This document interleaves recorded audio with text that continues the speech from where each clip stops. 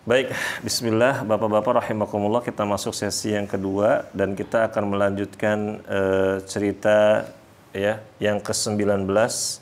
Di sini ya diberi judul kisah keluarga yang diberkahi. Dan ini ceritanya cukup panjang Bapak-bapak ya. Jadi Bapak-bapak saya harap bersabar dan jangan sampai ngantuk. Dari Abdullah bin Abbas radhiyallahu anhuma, beliau berkata, perempuan yang pertama kali menggunakan ikat pinggang adalah ibu dari Nabi Ismail yang bernama Hajar. Dia mengenakan ikat pinggangnya supaya tidak diketahui jejaknya oleh Sarah. Jadi Bapak-bapak rahimakumullah, Nabi Ibrahim itu punya istri dua. Yang pertama Sarah, yang kedua namanya Hajar. Nah, Hajar ini adalah tadinya budak, lalu dimerdekakan dan dikasih ke Nabi Ibrahim alaihissalam, ya. Jadi Sarah ini udah nikah lama sama Nabi Ibrahim, qadarullah Allah belum kasih anak. Lalu Nabi Ibrahim akhirnya nikah sama mantan budaknya Sarah yang namanya Hajar, punya anak namanya Nabi Ismail. Nah, kemudian Nabi Ibrahim alaihissalam ya membawa pergi Hajar dan anaknya yang ketika itu masih menyusui. Lalu ditempatkan olehnya, yaitu Nabi Ibrahim meletakkan keluarganya, yaitu istri dan anaknya di Baitul Haram, yaitu di Ka'bah. Tapi waktu itu Ka'bahnya nggak ada. Jadi Ka'bah ini Bapak-bapak rahimakumullah dulu dibangun sama Nabi Adam.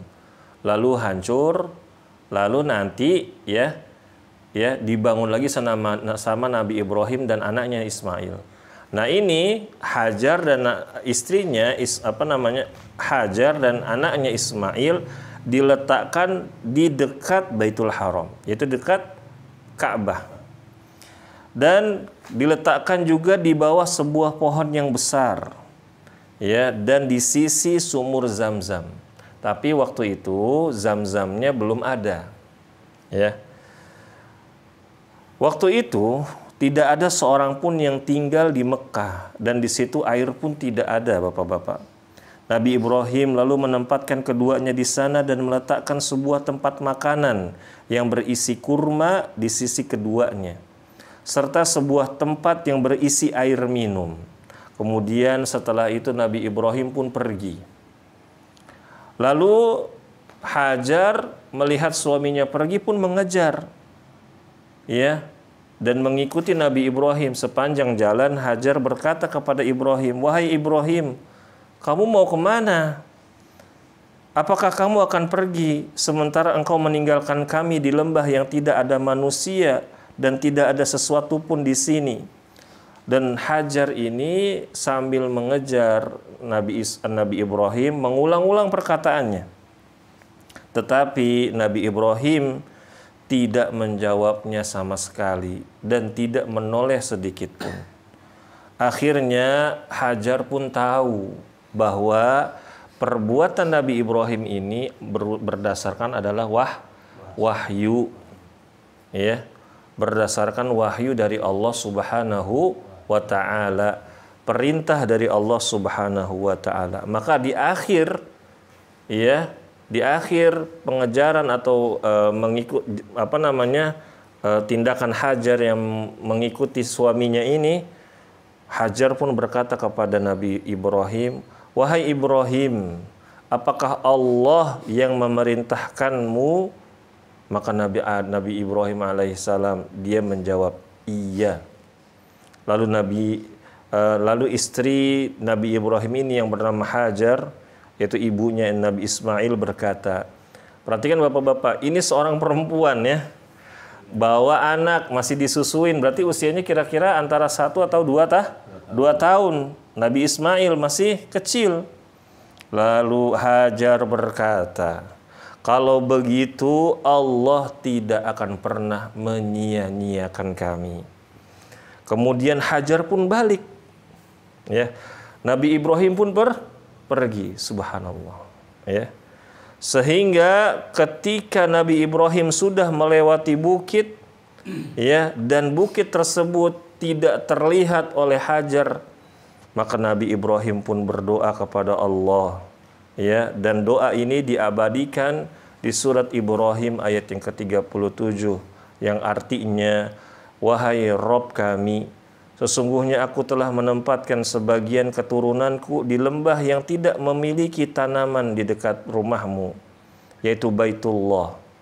Wahai Rob kami, yang demikian itu agar mereka mendirikan sholat, maka jadikanlah hati sebagian manusia cenderung kepada mereka, dan berilah mereka rizki dari buah-buahan, mudah-mudahan mereka bersyukur. Sementara itu, Hajar menyusui Ismail dan meminum air yang disediakan oleh suaminya, memakan kurma yang ada. Dan ketika air itu habis, bapak-bapak rahimakumullah, lalu Hajar pun merasa kehausan. Karena bapak-bapak rahimakumullah, kalau ibu-ibu masih menyusui itu bawaannya haus dan lapar, ya, dan dia butuh makanan untuk memproduksi apanya? Air susunya, ya. Akhirnya, ya, ia melihat ke Ismail nangis bolak-balik, ya, ibaratnya mah nangis kejer lah, bayi gimana sih, ya, karena kehausan. Maka sebagai seorang ibu, ia pun tidak tega melihat anaknya.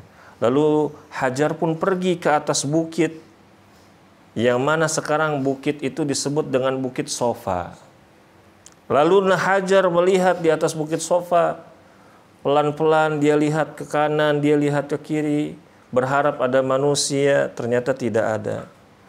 Lalu pun ia berjalan cepat, ya. Bayangkan seorang ibu melihat anaknya nangis di tengah lembah, nggak ada orang, makanan habis, air minum habis. Kira-kira gimana jalannya tuh perempuan? Jalan penuh dengan kekhawatiran. Lalu dia turun dari Bukit Sofa, lalu dia berangkat ke arah Bukit Marwah. Dan beliau ini melakukannya sebanyak 7 kali. Sa'i capek nggak Pak? Lumayan, Masya Allah. Sekarang sa'i itu udah ada AC-nya, jalannya udah pakai marmer, subhanallah. Bahkan pakai sekarang sa'i itu pakai apa namanya, skuter elektrik tuh, ya, mobil elektrik, ya, fasilitas. Dulu bukit, naik bukit, turun bukit, naik lagi 7 kali, dan ini seorang perempuan, subhanallah. Makanya bapak-bapak kalau lagi sa'i, yang semoga Allah nanti kita mudahkan untuk pergi haji atau umrah, kalau capek ingat Hajar. Masa kita kalah sama Hajar, ya Pak, ya. Dan makanya bapak-bapak rahimakumullah ada tanda hijau tuh. Di situ kita disunahkan untuk berlari, agak lari. Nah itulah, kita bayangkan kisah ini ketika kita sa'i, bagaimana perjuangan seorang wanita yang bernama Hajar. Dan setelah yang ke-7 kalinya, ya, dan bayangkan bapak-bapak, ini akhirnya menjadi syariat Allah, syariat sa'i. Setiap orang sa'i, Hajar dapat pahalanya, subhanallah. Dari zaman disyariatkannya sa'i hingga hari kiamat nanti penyelenggaraan haji masih ada, Hajar dapat pahalanya, subhanallah, ya. Lalu setelah itu bapak-bapak rahimakumullah, ketika tiba di Bukit Marwah di putaran yang terakhir, lalu ada sebuah suara. Lalu kemudian Hajar pun berkata di dalam dirinya, itu berkata dalam hatinya, diam dan dengarkan, karena ada suara tiba-tiba, ya. Kemudian ia sangat mencermati suara tersebut, dan memang ia benar-benar mendengarkan sebuah suara. Lalu si Hajar ini pun berkata, sesungguhnya engkau telah memperdengarkan suara. Apakah kiranya itu pertolongan darimu? Maksudnya apakah engkau ini manusia? Coba mana orangnya? Kita butuh pertolongan, ya. Lalu tiba-tiba di situ ada malaikat Jibril. Subhanallah. Perempuan sama anak bayi ngelihat malaikat Jibril. Ya. Masya Allah, ya. Lalu tiba-tiba Bapak-bapak rahimakumullah, malaikat Jibril tepat persis berada di sisi sumur Zam-Zam. Dan waktu itu Zam-Zamnya belum ada. Malaikat Jibril pun menggali dengan, ada 3 riwayat, dengan tumit kakinya, dengan tangannya, atau dengan sayapnya. Tanahnya dicongkel. Lalu tiba-tiba bapak-bapak rahimakumullah, air pun keluar, subhanallah. Di padang pasir, nggak ada apa-apa di situ, dengan keajaiban, dengan kekuasaan Allah keluarlah air Zam-Zam. Ya, ketika itu ya ada seorang ibu udah khawatir, udah bolak-balik tuh, gimana perasaannya tuh kan? Gembira campur, pokoknya campur-campur perasaannya. Akhirnya saking senangnya dia bendung itu air Zam-Zam. Makanya disebut Zam-Zam karena Hajar ketika melihat air itu menyembur, dia bilang Zam-Zam. Ya, maksudnya itu adalah tahan-tahan lah gitu. Maksudnya ditahanlah begitu. Nah, sampai di situ bapak-bapak rahimakumullah, Rasulullah Shallallahu Alaihi Wasallam yang ketika menceritakan kisah ini, beliau mengatakan, mudah-mudahan Allah melimpahkan rahmat untuk Hajar, ibunya Nabi Ismail. Kalau ia tidak membendung air Zam-Zam, atau dalam riwayat yang lain, kalau dia tidak menciduk air itu dan mengisinya ke tempat minumnya, maka air Zam-Zam akan menjadi air yang mengalir. Jadi sungai, ya, subhanallah. Lalu bapak-bapak rahimakumullah, ya, Nabi Muhammad sallallahu alaihi wasallam pun melanjutkan, Hajar kemudian minum dan menyusui anaknya. Lalu malaikat Jibril berkata kepadanya, janganlah engkau takut akan tersia-siakan, karena sesungguhnya di sini adalah Baitullah yang akan dibangun oleh anakmu dan ayahnya. Sesungguhnya Allah tidak akan menyia-nyiakan penduduk tempat ini. Makanya bapak-bapak, Mekkah Al-Mukarramah itu negara apa? Sebuah tempat yang diberkahi. Tinggal di sana adalah sebuah cita-cita. Begitu juga tinggal di Madinah An-Nabawiyah atau Al-Munawwarah. Ya, kita ada anjuran untuk bisa tinggal di Madinah atau bisa tinggal di daerah haram dan wafat di sana. Nah, lalu beliau Nabi Muhammad SAW melanjutkan ceritanya. Dulu ya, Masjidil Haram itu, Ka'bah, berada di dataran yang agak tinggi. Tetapi bapak-bapak rahimakumullah, makanya sampai sekarang Mekah itu suka banjir. Ya. Karena dulu dilanda banjir dari arah kanan dan kirinya, ya. Akhirnya menjadi agak turun. Jadi apa namanya? Erosi ya, asarnya ya. Ya begitu ya. Terkikislah dengan banjir. Ya. Dan teruslah kata Nabi Muhammad SAW, Hajar tinggal di situ dengan Nabi Ismail di dekat sumur Zam-Zam. Sehingga ya di situ ada sumber air, maka binatang pun akhirnya ada yang mampir. Di antaranya adalah burung-burung. Nah, suatu hari bapak-bapak rahimakumullah, ada sebuah suku dari Yaman, namanya suku Jurhum. Suku Jurhum itu ya namanya suku nomaden. Nomaden tahu kan ya? Pindah-pindah ya. Lihat ada burung lagi terbang di atas itu, di atas Zam-Zam. Akhirnya diutuslah 2 orang mendekati, ternyata di situ ada perempuan, ada anak bayi, dan ada sumur air. Subhanallah, keajaiban ini, ya kan? Tapi inilah akhlaknya suku Jurhum, luar biasa bapak-bapak rahimakumullah. Ya, ketika melihat keadaan itu, suku Jurhum, utusan tersebut, dia bilang, bolehkah kami memanfaatkan air ini? Ya, bolehkah kami memanfaatkan, maksudnya minta air ini? Kata Hajar, kalian boleh ambil tapi nggak boleh memilikinya. Akhirnya bapak-bapak rahimakumullah, suku Jurhum pun akhirnya tinggal di situ. Nah, disitulah suku Jurhum asal muasalnya penduduk Mekah. Asal muasalnya nanti keturunannya Quraisy dan seterusnya. Ya. Begitu. Lalu berikutnya Bapak-bapak rahimakumullah, akhirnya Nabi Ismail pun tumbuh menjadi lelaki yang dewasa dan beliau ya mempelajari bahasa Arab dari suku Jurhum. Ya karena Nabi Ibrahim itu bukan orang Arab, Bapak-bapak. Ya, Nabi Ibrahim itu orang Irak, orang Babil. Babilonia itu adanya di daerah Irak, ya. Nah, Nabi Ismail bapaknya Babilonia, ibunya orang Mesir, orang Qibti. Ya. Maka nggak ada Arab-Arabnya. Ya. Makanya Nabi Ismail alaihissalam pun belajar bahasa Arab dari suku Jurhum. Ketika dewasa, akhirnya Nabi Ismail pun menikah dengan salah seorang perempuan dari suku Jurhum. Sesudah menikah, maka Nabi Ibrahim alaihissalam pun datang mengunjungi Nabi Ismail. Nabi Ibrahim ini Bapak-bapak diriwayatkan ya ketika mengajak ibundanya Nabi Ismail ini Hajar ke Mekah, itu jalan dari Palestina. Masya Allah, jauh banget ya. Dari Syam ke Masjidil Haram itu jauh. Nah, makanya ada sebagian ulama ya mengatakan bahwa Nabi Ibrahim itu ketika berangkat dari Syam untuk menjenguk Nabi Ismail itu pakai buruk. Ya. Buruk, tahu buruk? Nah, itu beda ya. Ya, buruk itu kendaraannya para nabi, ya, Bapak-bapak rahimakumullah.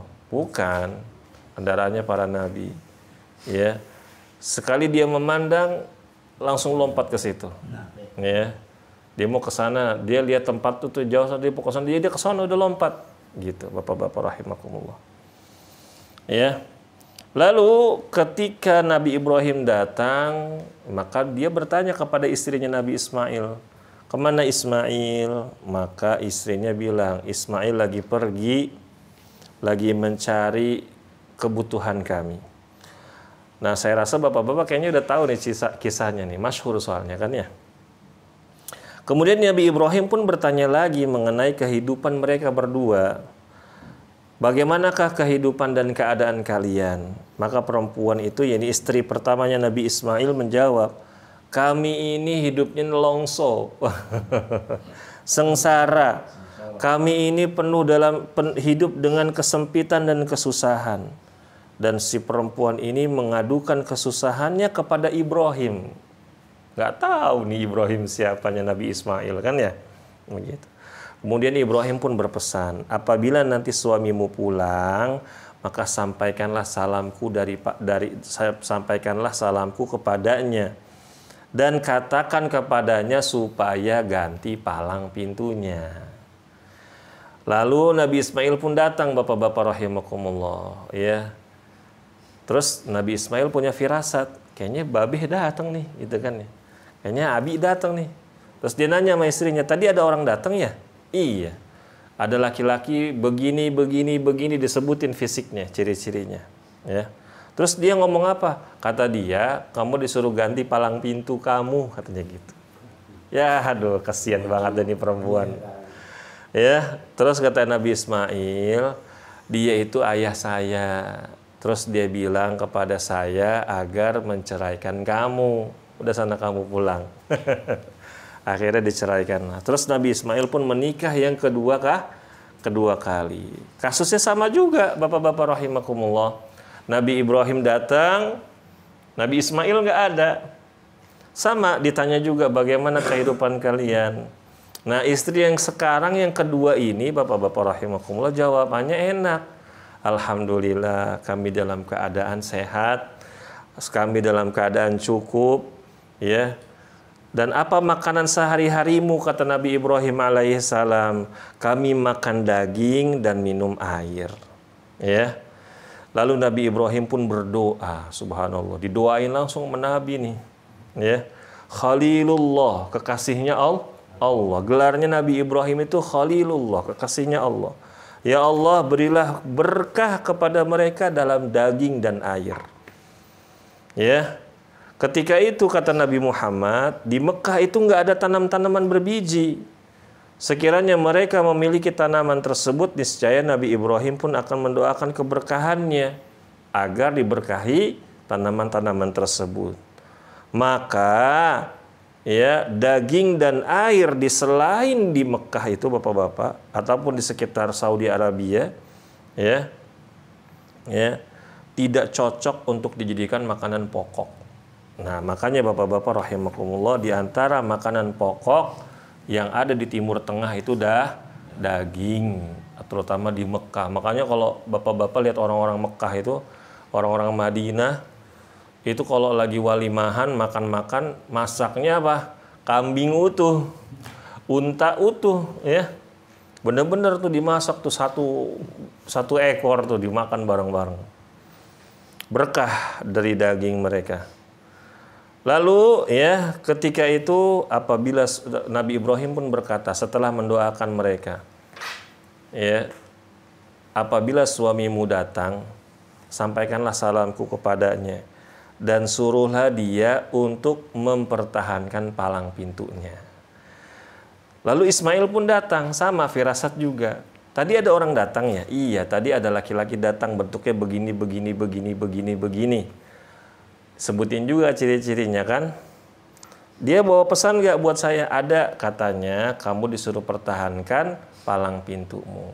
Dan Nabi Ismail bilang, dia itu ayah saya. Dia suruh kepada saya agar mempertahankan kamu sebagai istri. Nah, lalu berikutnya Bapak-bapak rahimakumullah ya. Akhirnya Nabi Ibrahim pun datang lagi. Ya, diriwayatkan Bapak-bapak rahimakumullah, kalau sesuai dengan hadis Nabi Ibrahim itu datangnya 4 kali. Ya, yang 2 tadi ya, suruh ganti palang pintu sama mempertahankan pintu. Yang satunya ini adalah yang sebagaimana akan diceritakan untuk membangun Baitul Haram atau Ka'bah. Yang keempat ya, itu adalah kisah penyembelihan Nabi Ismail. Nah, jadi 4 kali bolak-balik tuh ya. Nah, setelah itu Bapak-bapak rahimakumullah, Ibrahim pun datang lagi ke Mekah. Dan dia mendapati Nabi Ismail sedang meruncingkan anak panahnya di bawah pohon besar yang tidak jauh dari dari sumur Zamzam. Lalu setelah itu mereka berpelukan ya, melepas rindu karena sudah lama tidak bertemu. Kemudian Nabi Ibrahim pun berkata, "Wahai Ismail, wahai anakku, sesungguhnya Allah memerintahkanku sesuatu kepadamu. Allah memerintahkan sesuatu kepadaku." Maka Ismail pun menjawab, "Apa wahai ayah ya perintahnya?" Ya, perintahnya itu apa? Maka Nabi Ibrahim berkata, "Maukah kamu menolongku? Insya Allah aku bersedia wahai ayah." Maka Ibrahim pun berkata, "Sesungguhnya Allah memerintahkan kepadaku supaya aku mendirikan Ka'bah di sini." Diletak di situ, di pohon besar itu, di samping sumur Zamzam. Makanya Bapak-bapak, sebenarnya itu sumur Zamzam dari Ka'bah tuh nggak jauh, ya, begitu. Akhirnya ya, ia menunjuk kepada tumpukan tanah yang tinggi di sekelilingnya. Sesudah itu keduanya pun mulai memasang pondasi Ka'bah. Akhirnya mereka berdua pun membangun Ka'bah. Sehingga ketika bangunan Ka'bah itu sudah mulai tinggi, Nabi Ismail pun mengambil sebuah batu yang akhirnya sekarang diberi nama Maqam Ibrahim. Maqam Ibrahim itu bukan kuburan, Bapak-bapak. Maqam Ibrahim itu adalah batu yang digunakan oleh Nabi Ibrahim untuk membangun apa? Ka'bah. Dan setiap batu yang diletakkan, diriwayatkan Bapak-bapak rahimakumullah, keduanya berdoa, "Rabbana taqabbal minna innaka antas samiul alim." Nah, ini Bapak-bapak, kalau kita banyak habis berdoa, habis melakukan amal soleh, kita dianjurkan berdoa ini habis sedekah, "Rabbana taqabbal minna innaka antas samiul alim." Ya, begitu. Bukan juga habis sholat, "Assalamualaikum warahmatullahi assalamualaikum warahmatullahi Rabbana taqabbal minna." Nggak perlu. Karena kalau sholat itu ada tuntunannya langsung dari Rasulullah, yaitu baca istighfar 3 kali. Bukan juga kalau habis sholat salam, "Assalamualaikum Assalamualaikum, alhamdulillah. Ini salah. Ya, menyelisihi apa yang diperintahkan atau yang dikerjakan oleh Rasulullah. Rabbana taqabbal minna, yang artinya ya Rabb kami, terimalah amalan kami. Innaka antas sami'ul alim, sesungguhnya Engkau Maha mendengar lagi Maha mengetahui. Lalu keduanya terus membangun di sekeliling Ka'bah sambil membaca doa tersebut. Inilah Bapak-bapak rahimakumullah, ya. Pelajaran yang bisa dipetik yang pertama, Bapak-bapak, hendaknya seorang suami menjadi seorang pemimpin rumah tangga yang mampu mengatasi berbagai problem keluarganya dengan penuh bijaksana. Maka untuk menjadi seorang suami, untuk menjadi kepala rumah tangga butuh ilmu, butuh kedewasaan, ya. Bukan hanya pinter nyari duit. Ya, butuh ilmu Bapak-bapak rahimakumullah. Lalu yang kedua apa Pak Toto? Nggak tahu. Yang kedua belum ya.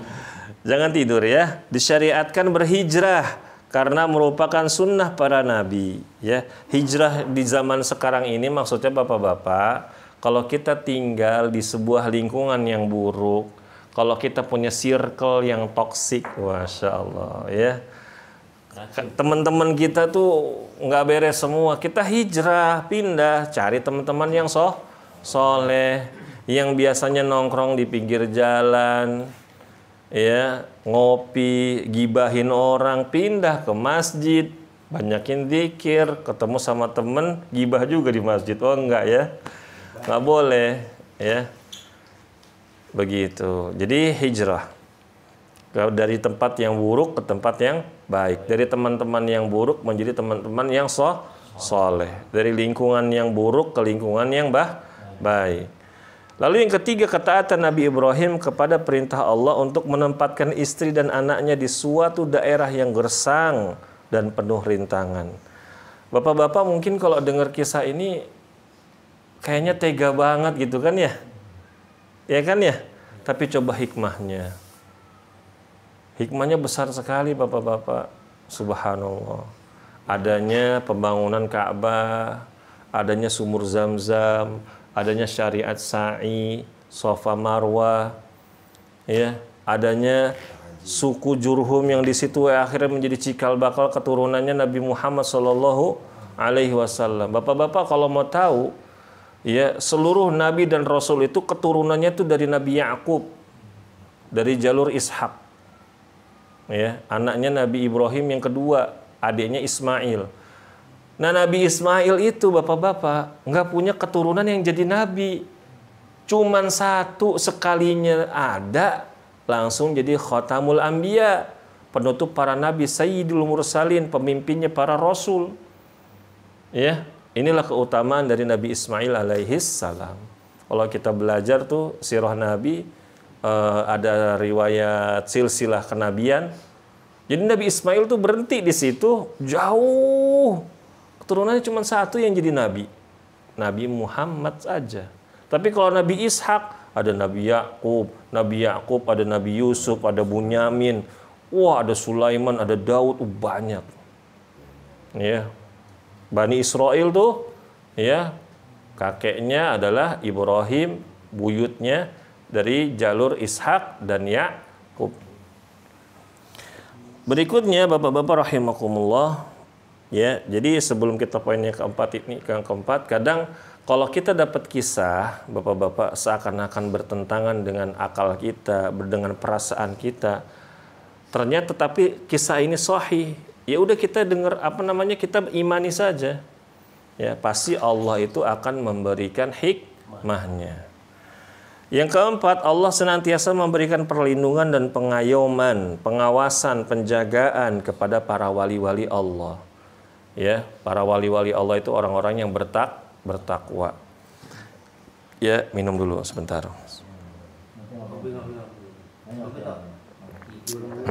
Nah, yang kelima, hendaknya tunduk dan tawakalnya seorang hamba kepada Allah tidak melalaikannya dari berusaha dan mencapai kemaslahatan hidup.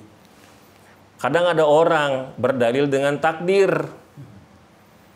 Ente kenapa begini? Ya takdir. Ya salah. Usaha dulu. Contoh siapa tadi Pak? Contoh Hajar. Dia udah tahu di padang gersang nggak ada orang, tapi dia berusaha, dia bertawakal kepada Allah, dia naik ke atas bukit Safa Marwa 7 kali bolak-balik. Ya, subhanallah. Cari sesuatu, ya. Pokoknya cari pertolongan apapun. Ya, jadi jangan pernah berdalil dengan takdir, Bapak-bapak. Dulu ada pencuri di zaman Umar bin Al-Khattab. Kenapa kamu mencuri? Kata Umar. Takdir. Itu kan. Kenapa kamu motong tangan saya? Takdir, kata Umar. Ya, diledek dengan takdir. Ya, begitu. Jadi jangan pernah mengatakan ini semua karena takdir dalam kata tanda kutip, Bapak-bapak ya. Ketika terjadi sebuah musibah karena kesalahan kita sendiri, jangan bilang ini takdir. Seakan-akan Allah itu nggak adil. Ya Pak ya. Ada orang, ya sudah Allah bukakan dia cara untuk mencari rezeki, ya, untuk mencari yang dihalalkan oleh Allah, tapi dianya malas, dianya ogah-ogahan, ya, pokoknya dia ngadi-ngadi dah tuh, ibaratnya kalau zaman sekarang ngadi-ngadi tuh ya, cari-cari alasan segala macam. Ntar ujung-ujungnya dia bilang apa? Ya udah takdir, mau gimana lagi? Tidak seperti itu. Kecuali kita sudah berusaha ya. Lalu yang keenam, keutamaan Nabi Ibrahim, keutamaan istri Nabi Ibrahim yaitu Hajar, dan rasa percayanya kepada Allah yang sangat tinggi, kesempurnaan dan pengetahuannya serta kesabaran dan ketegaran hatinya saat jauh terasing dari masyarakat dalam mengatasi kesulitan hidup. Sebenarnya Bapak-bapak, wanita itu bukan makhluk yang lemah. Wanita itu makhluk yang luar biasa. Kuat. Iya. Paling lama gendong anak berapa menit? Jujur. Ayo Bapak nih biasa kerja berat. Pak Ridwan, paling lama gendong anak berapa lama? Seingat Bapak? Setengah jam. Istri antum pernah nggak lebih dari setengah jam? Pernah. Ya. Pak Lilik gendong Kinar dulu? Kalau dulu enggak, maksudnya tahan berapa lama gendong anak? Ya paling setengah jam. Setengah jam sekarang kuat. Ada seorang istri, Bapak-bapak, sambil gendong anak, dia masak, dia nyuci piring, dia nyuci baju. Subhanallah. Makanya saya tuh kadang nggak habis pikir kalau misalkan ada laki-laki, ya, yang ya begitulah Bapak-bapak ya. Dia nikahin istrinya karena Allah. Dia KDRT-in, ya paginya dia KDRT-in, malamnya dia, ya paham sendiri Pak ya. Ini nggak bagus begitu. Ya maka Bapak-bapak kalau lagi kesel sama istri, ingat jasa-jasanya. Ya, udah punya anak, dia ngurus anak saya lagi kerja nyari duit, dia jagain anak saya, dia masakin saya. Berat Pak. Ya. Begitu. Kenapa? Bukan apa-apa. Maksudnya adalah kita tuh laki-laki nggak bisa sambil gendong anak, masak, nyuci. Antum gendong anak sambil bangun rumah bisa nggak Pak? Nggak bisa Pak. Iya nggak ada. Anaknya dijadiin batako di semen. Kalau enggak anaknya palu le gitu kan. Le ambil itu deh. Ya, nggak gitu Bapak-bapak ya. Dan inilah Bapak-bapak rahimakumullah. Dan perempuan itu Bapak-bapak, dia memang ringkih fisiknya, tapi yang membuat dia kuat itu rasa cintanya. Ya. Walaupun perempuan itu akalnya kurang Bapak-bapak, dan dia lebih bermain dengan perasaan, ya, tapi dia adalah makhluk Allah yang spesial. Maka kita sebagai suami dan calon suami harus memuliakan, ya. Kapan jadi calon suami? Belum tahu ya. Taib. Yang ketujuh, Bapak-bapak rahimakumullah, ada kalanya para malaikat berbicara dengan orang-orang yang soleh. Tapi ini dalam tanda kutip Bapak-bapak. Orang soleh yang benar-benar soleh, bukan Namanya soleh. Bukan orang yang ngaku dirinya tuh soleh, ya. Tidak, ya. Begitu Bapak-bapak. Dan kalau di zaman sekarang saya rasa nggak seperti zaman dulu Bapak-bapak, ya. Beda. Ketakwaan kita dengan ketakwaan orang-orang zaman dulu tuh beda. Keimanan kita jauh, ya. Lalu yang kedelapan, betapa tingginya kuasa Allah yang bisa mengeluarkan air Zam-Zam di tengah padang pasir. Saya pernah lihat ya di internet Pak ya. Jadi air Zam-Zam itu disedot, ntar tahu-tahu sekian berapa detik itu tahu-tahu udah penuh lagi. Nah begitu, itu nggak tahu tuh dari mana tuh ya. Itu kekuasaan Allah. Yang kesembilan, keutamaan air Zam-Zam, bahwasanya air tersebut keluar karena ya dengan sebab usaha dari Jibril alaihi salam. Tadi ada 3 riwayatnya. Digali pakai apa? Tangan, kaki, tumit. Satu lagi sayap. Ya, Masya Allah. Intinya digali lah sama malaikat Jibril, ya. Dan air Zam-Zam itu Bapak-bapak, kalau Bapak-bapak sebulan minum air Zam-Zam doang, enggak makan, hidup, gemuk bahkan. Dulu ada sahabat, saya lupa namanya Abu Dzar atau Abu Darda, seperti Abu Darda ya. Datang dari kampungnya, mau ketemu Rasulullah di Mekah. Tapi dia takut dibunuh, dia ngumpet-ngumpet. Dan selama itu ngumpet-ngumpet sebulan, Bapak-bapak. Ditanya, kamu makan apa ngumpet-ngumpet sebulan? Saya cuma minum air Zam-Zam. Gemuk badannya. Berarti air Zam-Zam itu minum sekaligus makanan. Dan kalau habis minum Zam-Zam, doa. Ya Pak ya? Doa. Karena doanya termasuk doa yang diijabah. Yang ke-10, anjuran kepada seorang ayah agar mendidik anaknya dan senantiasa memberikan nasihat kepadanya. Bapak-bapak, mau sebandel apapun anak kita, jangan pernah berhenti nasihat dan doa. Jangan pernah berhenti kasih contoh yang baik. Nggak ada yang namanya bapak ria di depan anak tuh nggak ada. Ada nggak bapak ria gitu di depan anak, pengen dipuji anaknya? Nggak ada saya rasa. Kalau mau sodako, ajak anak.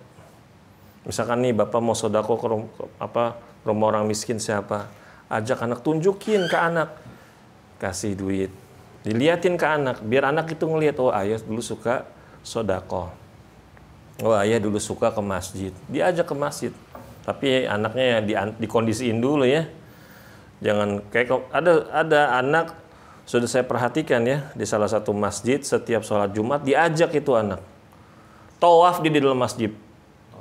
Maksudnya tawaf ngelilingin masjid. Iya lu muter dah tuh. Lagi khutbah, itu anak lari sana. Orang tuanya diem aja. Itu orang tua yang zalim. Dia zalim sama anaknya, dia zalim sama jamaah masjid. Itu lagi sholat Jumat Bapak-bapak. Ya, begitu.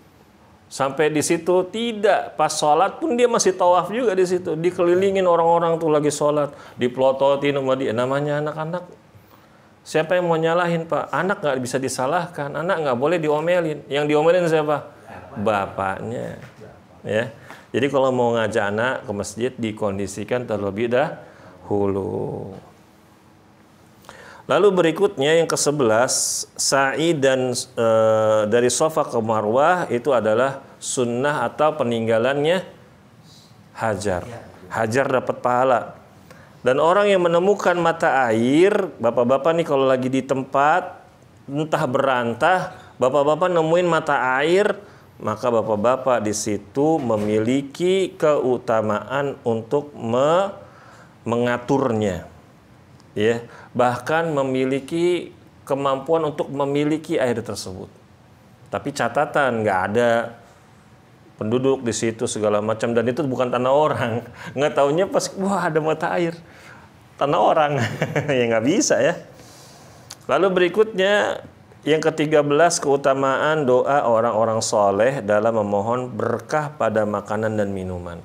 Makanya bapak-bapak dianjurkan, adab makan kemarin ya kita udah bahas, kalau lagi ada walimah undang orang-orang yang soleh, orang yang rajin ke masjid, orang yang kelihatan di pandangan kita nggak berbuat dosa besar, ya. Begitu. Kalau ada tetangga kita tukang ngomongin orang jangan diundang. Ya nggak bercanda Pak ya. Ya gibah ya. Soalnya nanti kalau misalkan diundang, dia gibah juga di rumah kita ya. Jangan ya. Atau ya undang orang-orang yang soleh. Insya Allah makanan dan minumannya jadi berkah. Apalagi orang yang berilmu. Orang yang berilmu itu kalau diundang makan, dia doanya sesuai dengan sunnah. Dia tahu doanya, didoain begitu. Tapi yang undang harus ikhlas juga, mengharapkan pahala dari Allah. Jangan wah bentar didoain nih sama teman-teman, enggak ya gitu. Lalu berikutnya Bapak-bapak rahimakumullah, anjuran untuk menampakkan rasa gembira dan bahagia saat bertemu dengan orang yang disukainya. Jadi kalau ketemu orang kita senang sama dia, senyum ya, muka ditekuk udah kayak amplop. Itu muka kucel banget udah kayak duit 2000-an ya Allah, kata orang-orang begitu ya Pak ya. Senyum. Dan orang yang pertama kali bicara bahasa Arab ya dari kalangan para nabi adalah Nabi Ismail. Yang ke-16, anjuran untuk ziarah mengunjungi istri, anak-anak, dan keluarga dari waktu ke waktu. Ya ini kalau istrinya lebih dari satu. Kita nggak usah itulah ya, karena kita satu semua istrinya. Yang ke-17, berkahnya daging binatang yang hidup di Mekah dan mata airnya. Berarti Ustaz kalau kita ngambil burung merpati kita sembelih, berkah dong? Nggak boleh. Jangan ya. Maksudnya itu adalah ya binatang-binatang yang emang diternakkan ya, begitu. Berikutnya keutamaan untuk saling tolong menolong terhadap keluarga dan kerabat. Ya ini sering kita bahas. Ya dan yang ke-19, kalau ketemu orang dari entah itu teman, entah itu sahabat, entah itu kerabat, saudara, udah lama nggak ketemu, dianjurkan untuk berpelukan. Minimal cipika-cipiki lah gitu Bapak-bapak ya. Dan yang ke-20, memanjatkan doa di tengah-tengah melakukan pekerjaan ataupun ibadah, ataupun juga setelah selesai dari ibadah tersebut ya Pak ya. Kayak seperti ini kita lagi majelis ilmu, di akhir kita berdoa kepada Allah ya, ini termasuk waktu yang mustajab dan tepat insya Allah waktu yang mustajab. Dan yang ke-21 ya, dan ini yang terakhir, Baitullah adalah rumah yang pertama kali dibangun di muka bumi. Dibangun oleh siapa tadi? Nabi Adam. Lalu setelah itu hancur, dan setelah itu hancurnya kenapa coba? Nah, ingat tuh Masya Allah ya. Banjir karena kejadian di zaman Nabi Nuh alaihi salam. Hancur, bangun lagi sama siapa? Nabi Ibrahim dan Nabi Ismail. Jadi kalau bapak-bapak ditanya, siapa yang Oh ya lama Pak. Makanya bapak-bapak, ini ada sebelum saya tutup ya.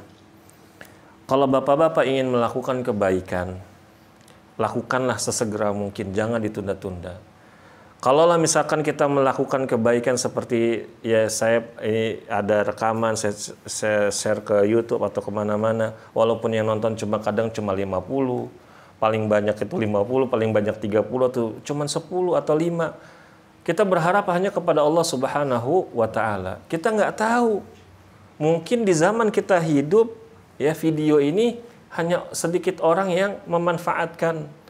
Tapi karena keikhlasan kita karena Allah, ternyata Allah ingin ya kebaikan kita dirasakan oleh orang banyak setelah kita telah tiada. Itu Bapak-bapak. Jadi makanya jangan pernah berhenti melakukan kebaikan walaupun orang-orang di sekitar kita nggak ada yang peduli. Teruslah berbuat baik tanpa mengharapkan pujian, tanpa mengharapkan respon dari orang-orang banyak. Yang kita harapkan hanya Allah Subhanahu wa Ta'ala.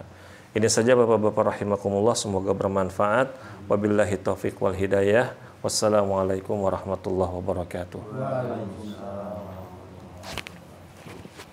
makan pas